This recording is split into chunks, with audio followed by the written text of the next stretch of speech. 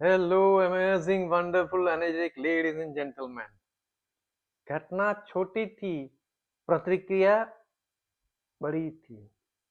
घटना छोटी थी, प्रतिक्रिया बड़ी थी। बाहर शोर था, अंदर तूफान। एक बार एक साधु जो है मठ में रहता था। उसने सोचा कि चलो मठ से दूर जाके एकांत में मेडिटेशन करता हूँ, जिससे कोई मुझे खलेल ना पहुंचाए, मेरा कोई ध्यान भंग ना करे। तो अपनी नाव लेके वो नदी में चलाता हुआ बहुत दूर तक जाता है और वहां पे अपनी नाव बांध के आंखें बंद करके मेडिटेशन में बैठ जाता है। कुछ समय तक पूर्ण शांति रहती है, उसके आराम पूरा ध्यान चल रहा है, मेडिटेशन चल रहा है। और अचानक धड़ाम दे के उसकी नाव से दूसरी नाव टकरा जाती है। वो आंखें खोलता है और जैसे वो चिल्लाने वाला था वो नाविक पे जिसने उसका ध्यान भंग किया था, जो दूसरी नाव पे होगा, तो उसने देखा कि वो नाव तो पूरी खाली थी। उस नाव में कोई नाविक था ही नहीं। वो नाव शायद रस्सी खुल जाने से बहते बहते वो वहां आई थी और उसकी नाव से टकरा गई। इस वजह से कोइंसिडेंस। उसी क्षण वो साधु को आत्मबोध हुआ। उसने समझा कि क्रोध जो है बाहर नहीं, उसके भीतर था। बाहरी घटना सिर्फ उसे बाहर निकाल दिया। किसी नाव ने उसको उसके नाव से टकरा गई तो उसका क्रोध उसका बाहर आ गया। उस दिन के बाद जब भी कोई व्यक्ति उससे चिढ़ाता या क्रोधित करता, वह स्वयं से कहता है, सामने वाला केवल एक खाली नाव है। क्रोध मेरे भीतर है। क्रोध मेरे भीतर है। क्रोध बाहर नहीं, भीतर होता है। कोई कटाक्ष करेगा तो हम गुस्सा हो जाते हैं। क्यों?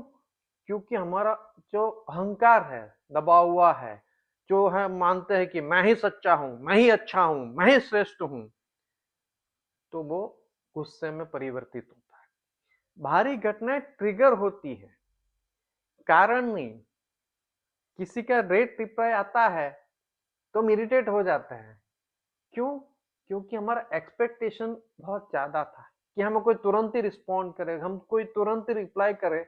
उसकी वजह से हमको इरिटेशन हो रहा है। जागरूकता आने से ही क्रोध पिघल जाता है। जैसे रिप्लाई देने से पहले अगर हम 10 सेकंड का पॉज ले लेते हैं, तो जो बाद में रिप्लाई करने वाले हैं वो शब्द बदल जाएंगे, और जो नुकसान होने वाला था, जो रिश्ते बिगड़ने वाले थे, वो बच जाएंगे। हर व्यक्ति खाली ना हो सकता है। ऑफिस में कोई रूड कलीग है, तो अगर उसका कोई रूडपन है, उसका कोई दर्द है, तो उसका दर्द है, वो आपका नहीं है। जिंदगी पूर्णता से जीने के लिए हल्कापन जरूरी है। भारीपन रख के जिंदगी नहीं जी सकते। ग्रेटिट्यूड पर laughter is equal to emotional immunity. Gratitude plus laughter is equal to emotional immunity. हंसते रहना है, सीखते रहना है और प्यार जताते रहना है। इससे कुछ जीवन सूत्र हम सीख सकते हैं इस कहानी से। उम्र है, वजन है, कद जैसे अनावश्यक अंकों को छोड़ दीजिए। उसके बारे में चिंता मत कीजिए कि मेरा वजन बढ़ गया, मेरी उम्र बढ़ गई। हमेशा खुशमिजाज लोगों के साथ रहिए। नकारात्मक लोग आपको नीचे खींचते हैं। सीखते रहिए। खाली दिमाग शैतान का घर होता है, और वो शैतान का नाम है अल्जाइमर। छोटी छोटी खुशियों का आनंद लीजिए। खूब हंसिए, खुलकर जोर से हंसिए, सांसें भर जाए तब तक हंसिए। अपने स्वास्थ्य को संभालिए। अच्छा है तो बचाइए और कमजोर है तो सुधारिए। अपराध बोध की यात्रा मत कीजिए। आप मॉल में जाइए, देश घूमिए, विदेश घूमिए, गिल्ट ट्रिप पे मत जाइए कि काश मैंने ऐसा किया होता, काश मैंने ऐसा बोला होता, काश मैं उसने ऐसा किया होता। कोई गिल्ट ट्रिप मत कीजिए। जिससे आप प्यार करते हैं उनको जताते रहिए कि आप उनको कितना प्यार करते हैं।